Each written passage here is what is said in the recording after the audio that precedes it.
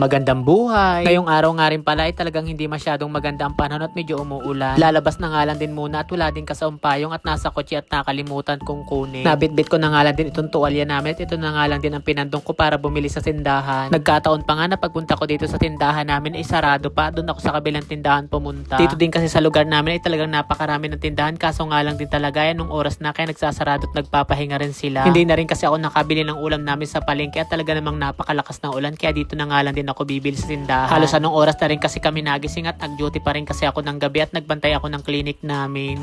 Dalawa.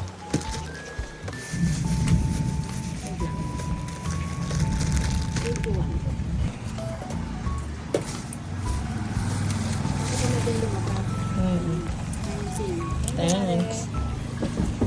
After na nga lang din pala namin makapagluto at makakain, asikasuhin ko na nga lang din muna si Dear at paliliguan ko. Nasa halos 2 linggo na nga si Dear na hindi nakakaligo simula nung nag-stud siya kaya ngayon ililiguan ko na. Medyo halos kasi kakaiba na yung amoy ni Dear at halos ilang linggo na rin nga talagang hindi nakakaligo. Ligo, mabaho na.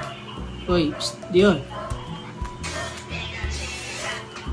After ko nga lang din palang mapaliguan si Dear, agad kong nilagay sa higaan namin at miss na miss si Dear dyan humigat. Lagi kasi dyan yung nag-i-stay. Kinagabihan din pala muna, pumunta ako sa clinic namin at may nasikaso ako dito. Naabutan ko pang ang bukas ng pinto at lumabas siguro yung tauhan ko at pagpasok ko naman dito ay agad ko na rin nilak para kahit papaano walang makapasok na ibang tao. Minsan nga ay halos hindi ako nakakapunta dito lalo na't pag umuulan at napakahirap kasi mag-drive sa gabi. Buti na nga lang din talaga at yung mga tauhan ko ay maasahan kahit hindi ako pumunta dito sa clinic namin. Kadalasan din talaga pag hindi ako pupunta dito ay nagmo-monitor lang ako sa CCTV para nakikita ko yung mga ginagawa nila. May kadamihan nga din pala yung mga tauhan ko dito at kayang-kaya nila magbantay ng buong gabi. Dumating na nga rin pala yung order ko na isasapin ko dun sa may kwarto namin kaya binuksan ko na nga lang din talaga kung gaano kalaki. Minsan din talaga pag may kama ka kahit papaano may cover pa rin ng ganito para kahit papaano hindi malamig sa likod. Nakita ko kasi ito sa orange app at nagandahan din ako kaya ako nag-order at itatry ko kung maganda. Buti na nga lang din talaga at may kakapalan din at maganda rin naman. So yun guys, hanggang dito na lang. Thank you sa panonood. Bye-bye!